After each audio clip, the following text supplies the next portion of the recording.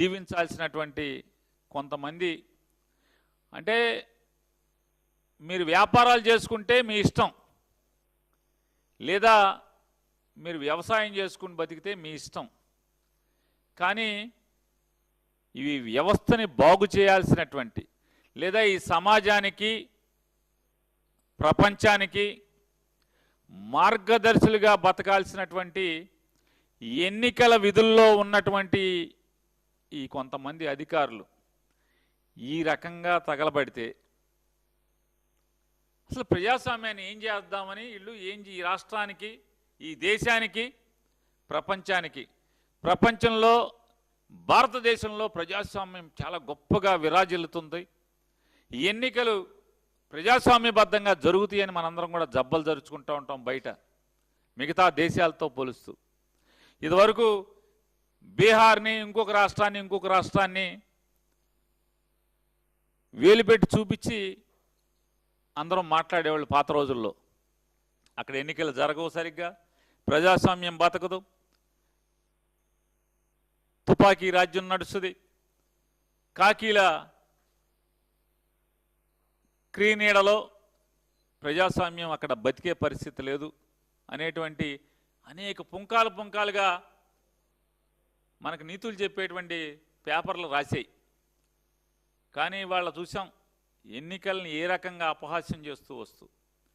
అసలు ఓటర్ అనేవాడు ఎవరైతే పులివెందుల రూరల్ మండలంలో ఉన్నటువంటి 5 గ్రామాల్లో ఓటర్ అంటే ఓటు హక్కు కలిగినటువంటి ఓటరు పోలింగ్ స్టేషన్కి వెళ్లకుండా ఎన్నికల ప్రక్రియ పూర్తి చేస్తారు.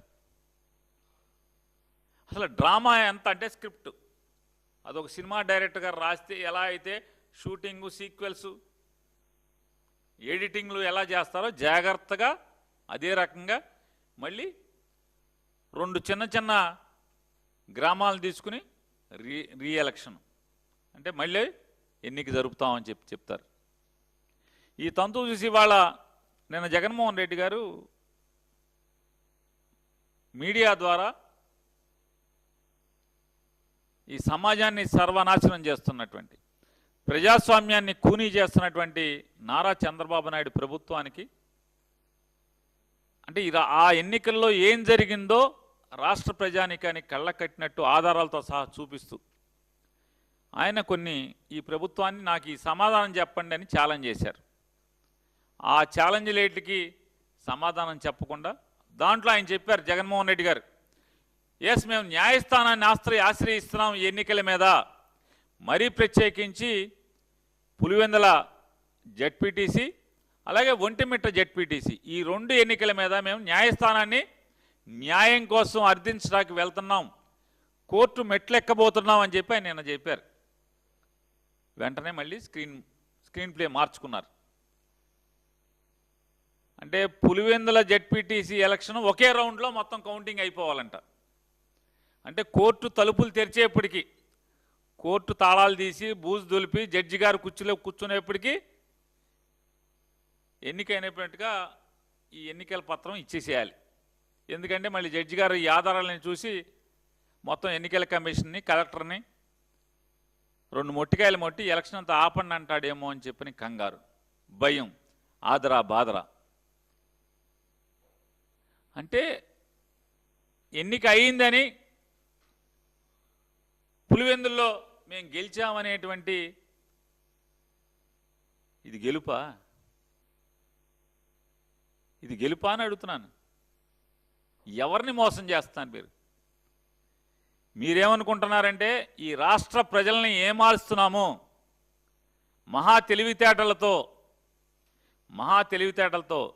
45 ఏళ్ల అనుభవంతో ఈ ఆంధ్ర రాష్ట్ర ప్రజల్ని ఏమారుస్తున్నామనేటువంటి పగటి కళలతోనే మీరు ఇవాళ ఈ పులివెందుల ఎన్నికల్ని ఏ రకంగా జరిపారో. కానీ ప్రజల అమాయకులా? ఇట్లాంటి నారా చంద్రబాబు నాయుడు గారు లాంటి వాళ్ళని ఎంతమందిని చూసుకుంటారు? ప్రజలు ఎప్పటికీ అమాయకులు గారు. మీరెన్ని మసిపూసి మారేడుకాయలు చేసి ప్రజలకి చూపిద్దాం అనుకున్నా, పులివెందుల్లో మొదటిసారి ప్రజాస్వామ్యం బతికించాం. అని చెప్పని ఈ డ్రామాలకి మీరు ఎన్ని చేసినా కూడా కళ్ళకు కట్టినట్టు ఇవాళ మీడియా అంతా చూపించింది.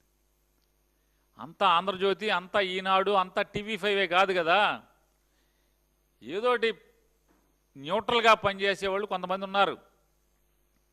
వాళ్ళు ఈ ప్రపంచానికి చూపించారు ఆల్రెడీ అక్కడ ఏం జరుగుతుంది అని చెప్పని. వెనకటికి ఏదో చెప్పిన సామెతగా ఎవడే అంటే వీళ్ళ బతుకు బాండారాన్ని వీళ్ళే బయటెట్టుకున్నారు. ఎందుకని? ఘనమైన జిల్లా కలెక్టర్ గారు, కడప జిల్లా కలెక్టర్ గారు చాలా గొప్పోడు.